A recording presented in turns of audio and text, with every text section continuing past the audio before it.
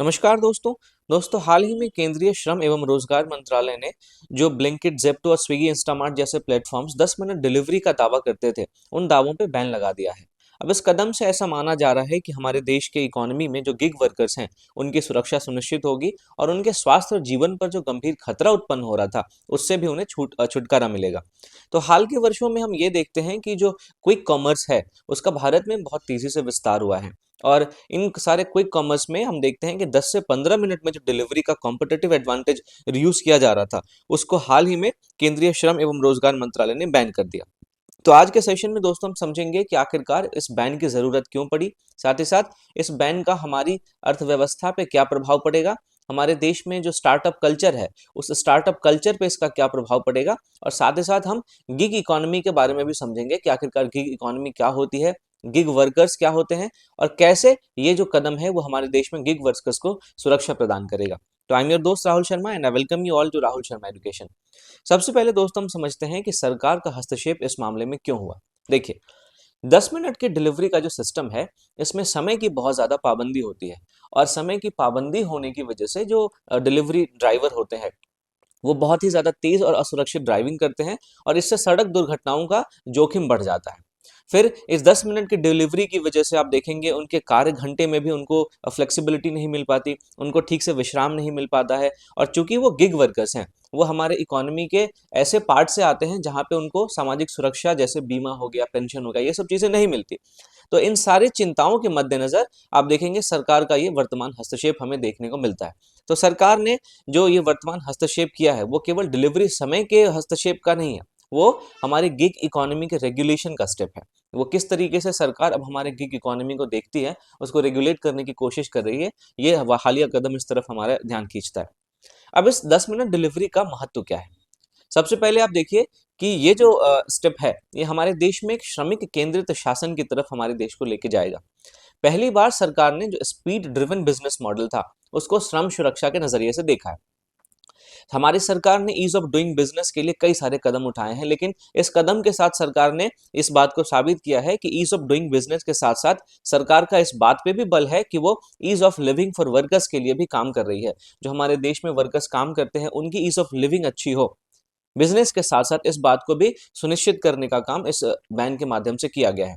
देखिए, ease of doing business किसी भी इकोनॉमी के लिए बहुत जरूरी होता है, क्योंकि हमारे देश में चूंकि हमारे इकोनॉमी का जो सेकंड सेक्टर है, जो द्वितीय क्षेत्रक है, जो कि सबसे ज्यादा जहाँ पे हमें रोजगार देखने को मिलता है, तो हमारी इकोनॉमी की विशेषता ये रही है कि हम प्राथमिक क्षेत्रक से सीधा तृतीय क्षेत्रक में प्रवेश कर गए। हमारे देश के अंदर द्वितीय क्षेत्रक यानी उद्योगों का उतना विकास नहीं हुआ। तो इस वजह से जो हमारे देश में रोजगार के अवसर हैं, वो रोजगार के अवसर काफी सीमित हैं। और ऐसे में अगर हमारे देश में बिजनेसेस आएंगे, तो जाहिर सी बात है, लोगों के पास अपने जीवन को चलाने के लिए ज्यादा अवसर उपलब्ध हो जाएंगे, वो केवल और केवल रोजगार पर निर्भर नहीं रहेंगे। तो बिजनेस जरूरी है, इस बात को सरकार ने नजरअंदाज नहीं किया, लेकिन बिजनेस के साथ साथ उस बिजनेस में जो काम करने वाले वर्कर्स हैं, उनकी ईज ऑफ लिविंग अच्छी हो, इस बात को भी इंश्योर करने का काम ये जो हालिया 10 मिनट की डिलीवरी पर रोक है, उस कदम ने किया है। तो आई होप आपको समझ आया होगा। इसके अलावा सरकार ने ह्यूमन कॉस्ट ऑफ कन्वीनियंस की पहचान की। सरकार ने ये समझा कि उपभोक्ता की सुविधा श्रमिक जीवन की कीमत से ज्यादा नहीं है। आप किसी दूसरे उपभोक्ता की सुविधा के लिए किसी के जीवन को खतरे में नहीं डाल सकते, क्योंकि 10 मिनट की डिलीवरी में ये बहुत ज्यादा खतरा होता है कि उनको टाइम पे अपना पहुंचाना होता है, और इस वजह से वो बहुत ही ज्यादा तेज ड्राइविंग करते हैं, सुरक्षित ड्राइविंग करते हैं। तो सुरक्षित जो सड़क दुर्घटना है, वो सड़क दुर्घटना के चांसेस भी बढ़ जाते हैं। और ये जो निर्णय है हालिया सरकार का, ये हमारे देश में नैतिक अर्थव्यवस्था है, इस बात की ओर भी संकेत करता है। हमारे देश में एक इथिकल इकोनॉमी की तरफ संकेत करता है। इसके अलावा ये जो हालिया रोक है, ये हमारे नीति निर्माण में संतुलन की तरफ भी हमारा ध्यान खींचता है। गवर्नेंस ने उपभोक्ता मांग और श्रम सुरक्षा, इन दोनों के बीच में एक संतुलन स्थापित किया है। जाहिर सी बात है, जब हम अपने देश में एक इकोनॉमी में ट्रांजिशन देख रहे हैं, जो उपभोक्ता है उनके मांग के पैटर्न में बदलाव देख रहे हैं, तो ये जरूरी है कि उनकी मांग पूरी हो, लेकिन इनकी मांग पूरी करते हुए हमें श्रम सुरक्षा भी करनी है, और उपभोक्ता मांग और श्रम सुरक्षा के बीच संतुलन के रूप में इस हालिया कदम को देखा जाना चाहिए। और उपभोक्ता सुविधा मैंने आपको बताया कि अच्छी है, लेकिन असुरक्षित व्यापार प्रथाओं को बढ़ावा देना हमारे देश के समाज के हित में नहीं। जाहिर सी बात है कि ये 10 मिनट का जो डिलीवरी है, इस पे जो बैन लगा है, ये हालिया इन सारे पॉइंट्स के मद्देनजर आपने समझा होगा कि क्यों इंपॉर्टेंट है। अब श्रमिकों के लिए जो सामाजिक सुरक्षा है, वो हमारे लिए समझना बहुत जरूरी है। अगर हम गिग वर्कर्स की वास्तविक स्थिति का दोस्तों बात करें, तो गिग अर्थव्यवस्था में जो कार्यकर्ता होते हैं वो पारंपरिक कर्मचारी नहीं माने जाते। पारंपरिक कर्मचारी नहीं माने जाते का मतलब कि जो भी नियम है, उन्हें उन नियमों के माध्यम से बुनियादी सुरक्षा लाभ नहीं मिलते हैं। उनको कोई वैधानिक बोनस नहीं मिलता है किसी सरकारी कर्मचारी की तरह। सरकारी कर्मचारी को आप देखेंगे कि जो भी फेस्टिवल्स आते हैं उन पे बोनस मिलता है, साथ ही साथ उनको पेंशन्स मिलते हैं। तो ये सारे जो वैधानिक बोनस हैं, ये सारे जो सुरक्षा लाभ हैं, इन सारे लाभों से ये गिग वर्कर्स वंचित होते हैं। इनकी आय और इनकी कार्य परिस्थितियां, इसमें भी अस्थिरता बनी रहती है। इनकी आय कितनी होगी दिन के आधार पर ये भी फिक्स नहीं होता, या महीने के आधार पर ये भी फिक्स नहीं होता। इनकी कार्य परिस्थितियां किस तरीके की होगी ये भी फिक्स नहीं होता। तो चूंकि जो बुनियादी सुरक्षा लाभ है उससे ये गिग वर्कर्स वंचित रहते हैं। तो जाहिर सी बात है कि हालिया जो निर्णय है उसका काफी सकारात्मक असर इन गिग वर्कर्स के लिए पड़ेगा। सरकार ने श्रमिकों की काम की शर्तों पर ध्यान केंद्रित किया है इस कदम के माध्यम से, और ये कदम जो है वो श्रम अधिकारों की दिशा में बढ़ता हुआ एक ऐसा सुधार है जो हमारे भविष्य में नीति निर्माण में गिग वर्कर्स को मुख्य धारा के श्रमिक समझने की दिशा दे सकता है। तो इस तरीके से जो हालिया 10 मिनट बैन का कदम है, ये हमारे देश में जो गिग वर्कर्स हैं उनको मुख्य धारा के श्रमिक बनाने की तरफ एक बहुत ही अच्छा कदम माना जा रहा है। अब दरअसल गिग वर्कर्स के बारे में जब हम बात कर रहे थे, तो पहली बार गिग वर्कर्स और प्लेटफॉर्म वर्कर्स की परिभाषा को कोड ऑन सोशल सिक्योरिटी 2020 के माध्यम से स्वीकार किया गया था। इसमें नेशनल सोशल सिक्योरिटी बोर्ड का भी प्रावधान किया गया था। साथ ही साथ गिग वर्कर्स के लिए जो बीमा है, मातृत्व लाभ है, पेंशन है, इन सभी योजनाओं की संभावना को भी व्यक्त किया गया था। लेकिन समस्या ये है कि कोड ऑन सोशल सिक्योरिटी 2020 जो है, इसका क्रियान्वयन बहुत कमजोर है। इसके लिए स्पष्ट फंडिंग मैकेनिज्म का हमें अभाव देखने को मिलता है, और इस सोशल सिक्योरिटी कोड को लागू करने में राज्यों की भागीदारी भी सीमित है। तो 10 मिनट की जो डिलीवरी पर हालिया रोक लगाई गई है उसको सोशल सिक्योरिटी के नैरेटिव से जोड़कर देखा जाना चाहिए। गिग वर्कर्स के लिए जो सामाजिक सुरक्षा की जरूरत वर्तमान समय में बहुत ज्यादा है, उस जरूरत को पूरा करने के संबंध में ये हालिया 10 मिनट डिलीवरी पर रोक को देखा जाना चाहिए। अब मैं बार बार आपसे गिग इकोनॉमी और गिग वर्कर्स के बारे में बात कर रहा हूँ, तो आखिरकार गिग इकोनॉमी क्या है इसको समझिए। गिग इकोनॉमी ऐसी आर्थिक व्यवस्था होती है जहां पे अल्पकालिक, अनुबंध आधारित और ऑन डिमांड काम होता है। आप किसी भी फर्म के साथ परमानेंटली नहीं जुड़ते। जाहिर सी बात है, कोई भी फर्म आपको अपने काम के लिए केवल हायर करती है, और जैसे ही आपका काम खत्म हो जाता है, आपका और उस फर्म का कोई भी संबंध नहीं रह जाता। ठीक है। अब डिलीवरी पार्टनर्स को ही देख लीजिए। आप उनसे तभी तक कनेक्टेड रहते हैं जब तक कि वो आपके पार्सल को डिलीवर नहीं कर देते, आपके सामान को आप तक नहीं पहुंचा देते। जो फ्रीलांसर्स होते हैं वो क्या करते हैं, कोई प्रोजेक्ट लेते हैं, और जैसे ही वो प्रोजेक्ट खत्म होता है फिर उनका आपसे कोई भी संबंध नहीं रहता। तो गिग इकोनॉमी एक ऐसी आर्थिक व्यवस्था है जो अल्पकालिक होता है, अनुबंध आधारित होता है, और यहाँ पे डिमांड के आधार पर काम मिलता है। इसमें जो नियोक्ता और कर्मचारी होते हैं इनके बीच में कोई भी पारस्परिक संबंध नहीं होता। भारत में अगर हम गिग इकोनॉमी के स्वरूप की बात करें, तो शहरी युवाओं में काफी ज्यादा लोकप्रिय है। आप भी अगर किसी शहर में रहते होंगे और आप जब ब्लिंकिट या जो जोमेटो है इन सब से अगर कोई चीज ऑर्डर करते होंगे, तो देखते होंगे कि अक्सर आपको जो युवा है वही डिलीवरी बॉय के रूप में आते हुए दिखते हैं। तो जो गिग इकोनॉमी का स्वरूप है, जो आजकल डिलीवरी पार्टनर्स के तौर पे जो युवा काम कर रहे हैं, तो ये शहरी युवाओं में गिग इकोनॉमी काफी ज्यादा लोकप्रिय है। हमारे देश में मैंने आपको बताया कि हमने द्वितीयक क्षेत्र का विकास उतना अच्छे तरीके से नहीं किया है, और चूंकि सबसे ज्यादा रोजगार प्रदान करने वाला अर्थव्यवस्था का क्षेत्र द्वितीयक क्षेत्र होता है, तो हमारे देश में रोजगार के जो अवसर हैं वो सीमित हैं। रोजगार केवल सरकारी नौकरियों तक सीमित रह चुका है। तो ऐसी स्थिति में जब हमारे देश में बेरोजगारी की काफी ज्यादा समस्या है, रोजगार उतने ज्यादा नहीं है, तो ये जो गिग इकोनॉमी है ये हमारे देश में इस बेरोजगारी के बीच में एक अल्टरनेटिव लाइवलीहुड सोर्स के तौर पे काम करती है। एक ऐसे जीवन जीने के स्रोत पे तौर पे काम करती है जहां पे लोग किसी सरकारी नौकरी या किसी उद्योग में काम ना करके डिलीवरी पार्टनर्स के तौर पे, अल्पकालिक तौर पे काम करके, या फिर फ्रीलांसर्स बन के अपने जीवन को अच्छे तरीके से जी सकते हैं। और भारत में गिग इकोनॉमी अक्सर आपको डिजिटल प्लेटफॉर्म्स के द्वारा संचालित होते हुए दिखते हैं। नीति आयोग के अनुसार अगर माने तो 2029-30 तक भारत में जो गिग वर्कर्स हैं उनकी संख्या 2.35 करोड़ तक हो सकती है। तो ये मैंने आपको गिग इकोनॉमी के बारे में समझाया। अब हम समझते हैं कि हालिया जो 10 मिनट का बैन है उसका गिग वर्कर्स पे क्या प्रभाव पड़ेगा, ये तो हमने देख लिया। अब हम समझते हैं कि इसका हमारी पूरी इकोनॉमी पे क्या इम्पैक्ट पड़ेगा।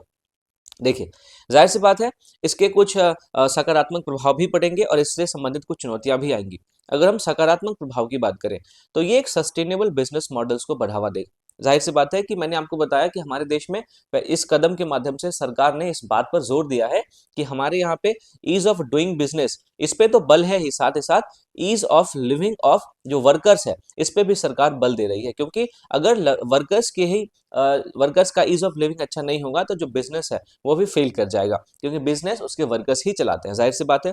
साथ ही साथ हालिया जो बैन है वो long term human capital protection के लिए भी बहुत जरूरी है। हमारे देश में देखिए, किसी भी देश का जो सबसे महत्वपूर्ण संसाधन होता है वो उस देश के मानव संसाधन होते हैं। आपके पास कितना भी प्राकृतिक संसाधन है, अगर आपके पास मानव संसाधन नहीं है तो वो प्राकृतिक संसाधन बस एक कूड़े के ढेर के समान हो जाता है। वो प्राकृतिक संसाधन आपके लिए एक अभिशाप बन जाता है, जैसा हमें वेनेजुएला के केस में देखने को मिला।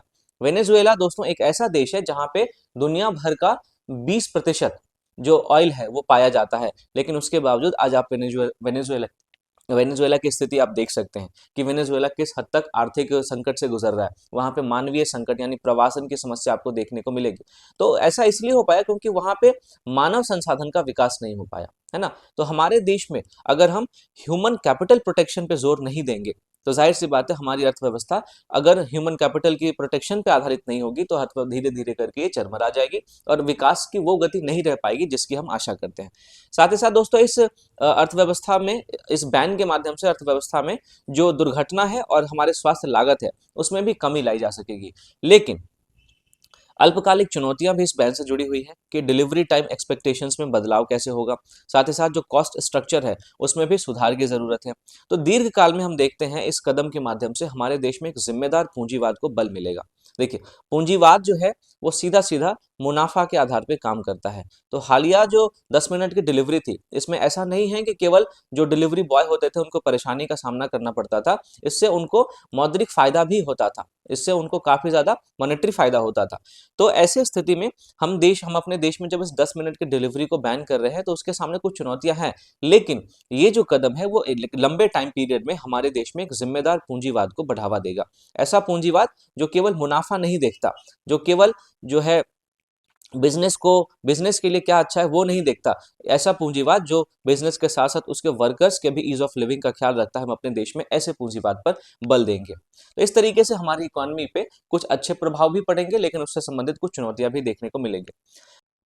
अगर हम स्टार्टअप संस्कृति और हमारे देश के अंदर जो उद्यमिता यानी एंटरप्रेन्योरशिप है उसके ऊपर इस हालिया 10 मिनट के बैन के प्रभाव की बात करें तो सबके मन में ये सवाल आता है कि 10 मिनट की डिलीवरी का जो इनोवेशन था ये हमारे देश में कई सारे युवाओं को रोजगार दे रहा था।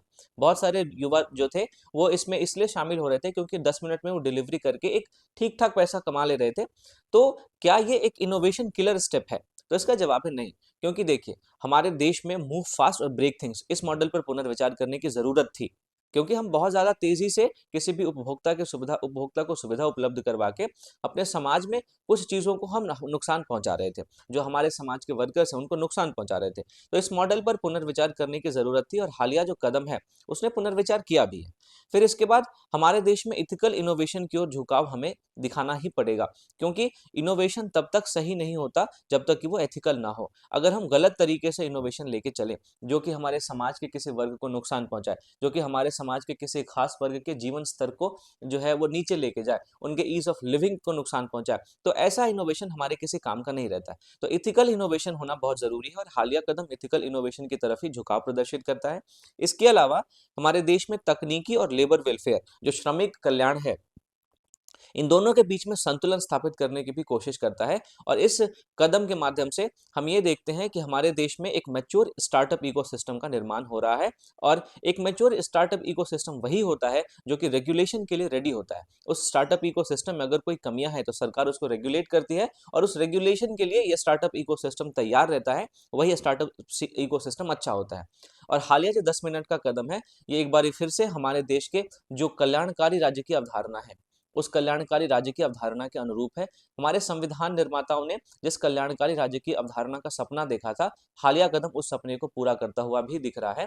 और इस तरीके से हमारे देश में जो डीपीएसपी है उस डीपीएसपी के मूल उद्देश्य को भी पूरा करता हुआ दिख रहा है। जो श्रमिक हैं उन श्रमिक के फंडामेंटल राइट्स को भी पूरा करता हुआ दिख रहा है। तो इस घटना के, इस बैन के न केवल आर्थिक आयाम है, इसको इसके ना केवल सामाजिक आयाम है बल्कि हमारे देश में इसके संवैधानिक आयाम भी देखने को मिलते हैं और संविधान के सपने को पूरा करता हुआ भी ये कदम दिखता है। और संविधान का सपना था हमारे देश को एक कल्याणकारी राज्य के रूप में स्थापित करना, और इससे बढ़िया कल्याणकारी कदम क्या हो सकता है कि सरकार ईज ऑफ डूइंग बिजनेस को बढ़ावा दे रही है, लेकिन वो जो श्रमिक हैं हमारे देश में उसके ईज ऑफ लिविंग को भी ध्यान में रख रही है। तो मैं उम्मीद करता हूं कि आज के इस सेशन में आप ये समझ पाए होंगे कि आखिरकार इस बैन का क्या महत्व है। अगर हम इस पूरे मुद्दे का समग्र विश्लेषण करें तो हम ये देखते हैं कि भारत अब केवल मार्केट ड्रिवन ग्रोथ नहीं चाहता है बल्कि मानव केंद्रित विकास मॉडल की ओर बढ़ रहा है। और मानव केंद्रित विकास मॉडल क्यों? क्योंकि हमारे यहाँ पे ये जो 10 मिनट का बैन किया गया है ये श्रमिकों के ईज ऑफ लिविंग को ध्यान में रखते हुए कहा गया। तो क्विक कॉमर्स बनाम वर्कर सेफ्टी, इन दोनों के बीच में सरकार ने एक संतुलनकारी भूमिका को निभाया। अगर हम कंक्लूजन निकालें इसका, तो 10 मिनट डिलीवरी पर सरकार का हस्तक्षेप एक केवल विज्ञापन बदलाव नहीं है बल्कि ये हमारे देश के गिग इकोनॉमी के नियमन की दिशा में महत्वपूर्ण कदम है। साथ ही साथ श्रमिकों की गरिमा और सुरक्षा की पुनर्स्थापना करेगा और स्टार्टअप्स के लिए एक जिम्मेदार नवाचार का संदेश देता है कि आप इथिकल इनोवेशन करें, है ना, ऐसा इनोवेशन ना करें जिससे समाज के किसी वर्ग को नुकसान पहुंचे। तो ये जो हालिया निर्णय है ये हमारे देश में एक समावेशी निर्णय प्रतीत होता है, एक नैतिक निर्णय प्रतीत होता है, साथ ही साथ हमारे देश में एक सतत आर्थिक विकास की दिशा में भारत की नीति दृष्टि को दिखाता है। ठीक है, तो इस पूरी चर्चा के आधार पे आप यूपीएससी मेंस लेवल का जो क्वेश्चन है उसको भी कर सकते हैं कि हाल ही में केंद्रीय श्रम मंत्रालय द्वारा क्विक कॉमर्स प्लेटफॉर्म्स के 10 मिनट डिलीवरी दावे पर हस्तक्षेप को गिग इकोनॉमी के नियमन की दिशा में एक महत्वपूर्ण कदम माना जा रहा है। इस संदर्भ में भारत में गिग वर्कर्स की सामाजिक सुरक्षा से जुड़ी चुनौती और सरकारी प्रयासों पर चर्चा कीजिए। इसका 250 शब्दों में उत्तर लिख सकते हैं। इसके अलावा दोस्तों अगर आपको वीडियो पसंद आई हो तो लाइक जरूर करें, चैनल को सब्सक्राइब जरूर करें, और आपको इस सेशन का पीडीएफ चाहिए तो मेरे Telegram channel Rahul Sharma current affairs को जरूर ज्वाइन करें, जिसका लिंक आपको डिस्क्रिप्शन में मिल जाएगा। मिलता हूं आपसे अगली वीडियो के साथ, तब तक के लिए थैंक यू फॉर वॉचिंग।